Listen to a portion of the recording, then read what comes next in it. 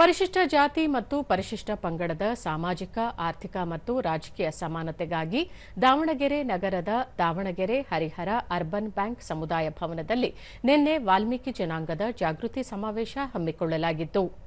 BJP ST ಮೋರ್ಚಾದ ರಾಜ್ಯಾಧ್ಯಕ್ಷ ಬಂಗಾರು ಹನುಮಂತು ಅವರ ಅಧ್ಯಕ್ಷತೆಯಲ್ಲಿ ನಡೆದ ಸಮಾವೇಶದಲ್ಲಿ ಮಾಜಿ ಸಚಿವರಾದ ರಮೇಶ್ ಜಾರಕಿಹೊಳಿ, ಬಿ ಶ್ರೀರಾಮುಲು, ರಾಜು ಗೌಡ ಹಾಗೂ ಮಾಜಿ ಶಾಸಕರಾದ ಎಸ್ವಿ ರಾಮಚಂದ್ರ, ಮಾಜಿ ಸಂಸದ ದೇವೇಂದ್ರಪ್ಪ ಮತ್ತಿತರರು ಉಪಸ್ಥಿತರಿದ್ದರು.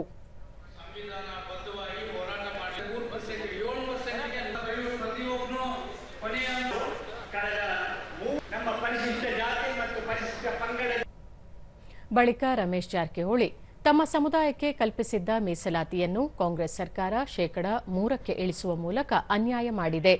ಇದರಿಂದಾಗಿ ವಿದ್ಯಾರ್ಥಿಗಳಿಗೆ ಉದ್ಯೋಗಾವಕಾಶ ಹಾಗೂ ಉದ್ಯೋಗದಲ್ಲಿ ಮುಂಬಡ್ತಿಯಿಂದ ವಂಚಿತರಾಗುತ್ತಿದ್ದಾರೆ. ಹಾಗಾಗಿ ಪಕ್ಷ ಭೇದ ಮರೆತು ಪರಿಶಿಷ್ಟ ಜಾತಿ ಮತ್ತು ಪರಿಶಿಷ್ಟ ಪಂಗಡಕ್ಕೆ ಆಗುತ್ತಿರುವ ಅನ್ಯಾಯದ ವಿರುದ್ಧ ಜನಜಾಗೃತಿ ಮೂಡಿಸಬೇಕೆಂದು ಮನವಿ ಮಾಡಿದರು.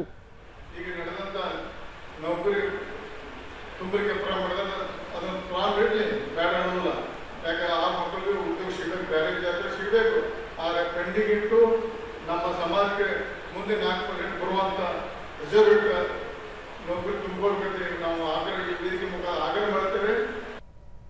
ಬಿ ಶ್ರೀರಾಮುಲು ಚುನಾವಣೆಯಲ್ಲಿ ಸೋತರೂ ತಮ್ಮ ಸಮುದಾಯಕ್ಕೆ ಮೀಸಲಾತಿ ಕಲ್ಪಿಸುವಲ್ಲಿ ಯಶಸ್ವಿಯಾಗಿದ್ದೆವು.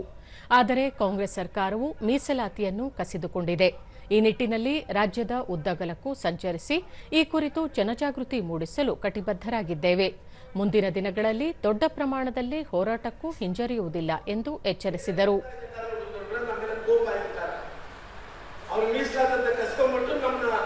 ಬೇರೆಯವರಿಗೆ ಮೀಸಲಾತಿ ಕೊಡಿಸಿಲ್ಲ ಅನ್ನೋ ನೋವಿನಿಂದ ನಾವೆಲ್ಲರೂ ಸೋತ್ವಿ. ಆದ್ರೆ ನಾವು ಸೋತ್ರೆ ಕೂಡ